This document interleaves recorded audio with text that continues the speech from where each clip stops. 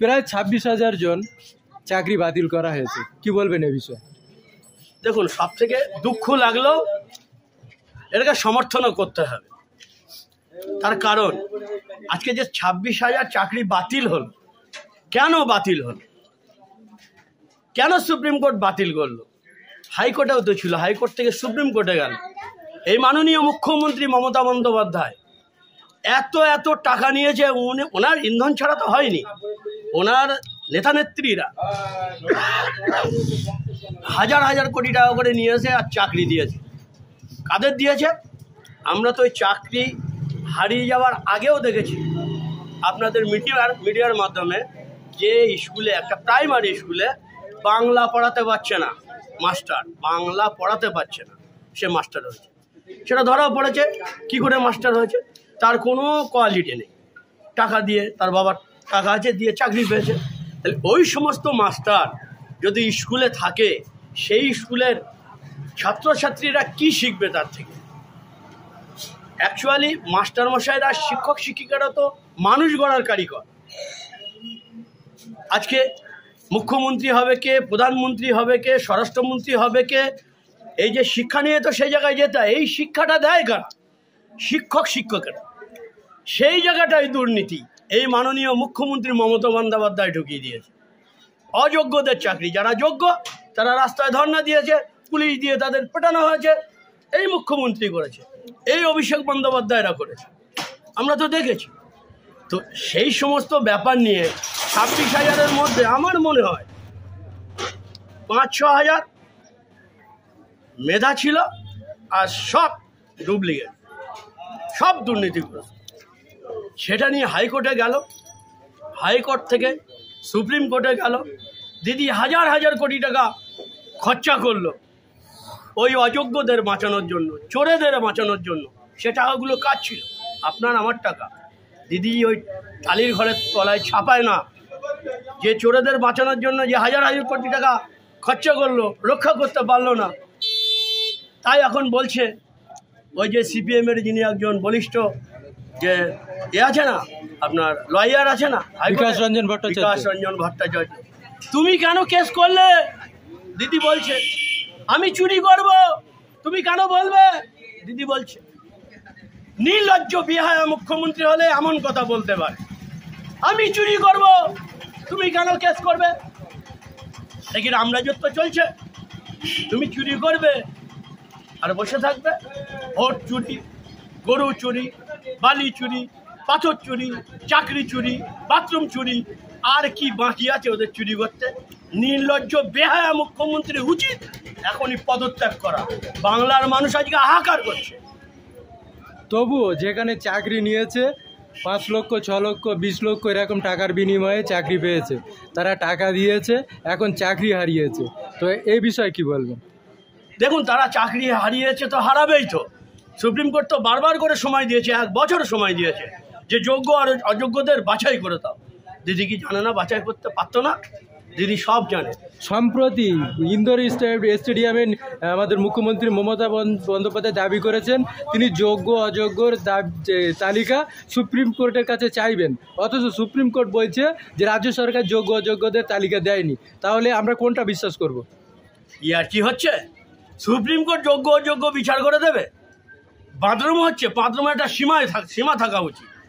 যোগ্য অযোগ্যতা তুমি বেছে দে, কারণ তুমি জানো মুখ্যমন্ত্রী, তোমার নেতা নেত্রীরা কার কাছ থেকে কত টাকা নিয়েছে, কারা কারা চাকরি পেয়েছে তুমি তো জানো। তুমি সেটাকে বাছাই করে দাও। কেন বলুন তো দিদি দিচ্ছে না বাছাই করে?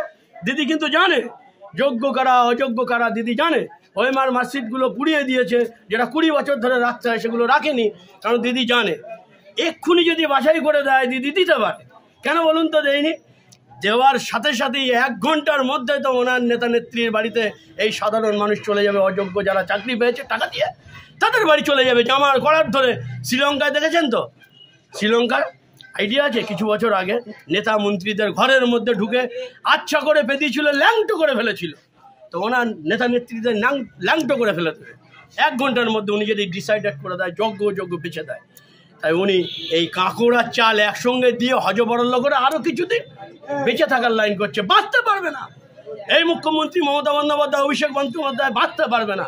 দেখুন না, আর 1 মাসের মধ্যে জেল যাত্রা ওনার হবেই হবে। আপনার বিগত দিন দেখেছেন না, উনি যখন যাকে যাকে বলেছেন অমুক জেলে যাবে অমুক জেলে যাবে, ঠিক পরস্পর তারাই জেলে গিয়েছিল। আজকে উনি বলেছে আমি জেলে যাব, আই ওয়েলকাম, জেলে যেতে রাজি। উনি জেলে যাবে এই 1 মাসের মধ্যে। অভিষেক বন্দ্যোপাধ্যায় সহ ক্যাবিনেট মন্ত্রীরা জেলে ঢুকবে, আপনারা দেখে রাখুন। আমি আপনাদের মাধ্যমে বলে দিচ্ছি। সিবিআই দাবি করেছে যে যারা আর কি মন্ত্রিসভায় আছে, মন্ত্রিসভাদের ওদের এই কেসের আওতায় আনা হোক, এই এসএসসি কেসের আওতায় আনা হোক। কি বলবেন এ বিষয়ে? আসবে তো, সেটাই বললাম, টোটাল ক্যাবিনেট সহ মুখ্যমন্ত্রী মমতা বন্দ্যোপাধ্যায়, অভিষেক বন্দ্যোপাধ্যায় সহ ক্যাবিনেট মন্ত্রীরা জেলে ঢুকবে 1 মাসের মধ্যে। দেখুন 8 তারিখে খবর নেবেন, 8 তারিখে আপনারা জানতে পারবেন। ইন্দোরে মুখ্যমন্ত্রী মমতা বন্দ্যোপাধ্যায় বক্তব্য দেওয়ার মাঝে বেশ কয়েকবার তার কেটেছে, উত্তেজিত হয়ে পড়েছে চাকরিহারারা।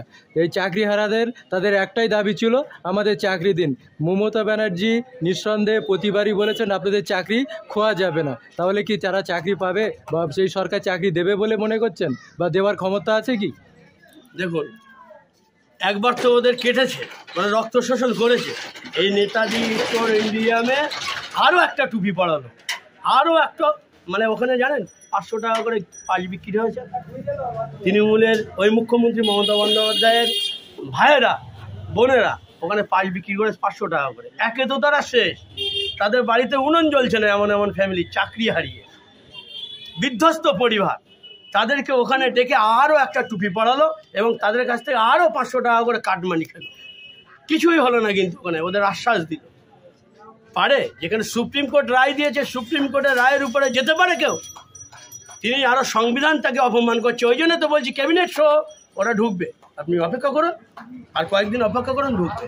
আর এই ছাত্রছাত্রীদের ওখানে ফেলে আরও একবার করে ওদের মাথায় টুপি পড়ালো, 500 টাকা করে পাঁচ বিক্রি করে আরও কিছু লাখ লাখ টাকা কামিয়ে নিল। মুখ্যমন্ত্রী বলছে গুন্ডারাজ চলছে, সরকার চলছে না, সরকার চলছে, গুন্ডারাজ চলছে। এই অভিষেক বন্দ্যোপাধ্যায় মমতাকে এখনই জেলে ভরা উচিত। বাংলাকে ঠান্ডা করতে গেলে বাংলার মানুষের উন্নয়নের জন্য। মুখ্যমন্ত্রী বলছে এটা আমাদের সরকারকে বদনাম করছে, এটা হয়নি। এটা হয়নি। সুপ্রিম কোর্ট কি কেউ কিনে রেখেছে নাকি? এই হাইকোর্ট কেউ কিনে রেখে নাকি? তাহলে বলুক যে সুপ্রিম কোর্টে যে জাস্টিস রয়েছে সে ভুল, সে মিথ্যে কথা বলছে। ক্ষমতা থেকে মুখ্যমন্ত্রী একবার বলতে বলুন যে আমি ওই আইনটা মানি না। দেখি কত বড় হিম্মত। বিরোধী দলগুলো বদনাম করার চেষ্টা করছে, মুখ্যমন্ত্রী বলছে। হ্যাঁ, উনি চুরি করবে, কিছু বললে দোষ।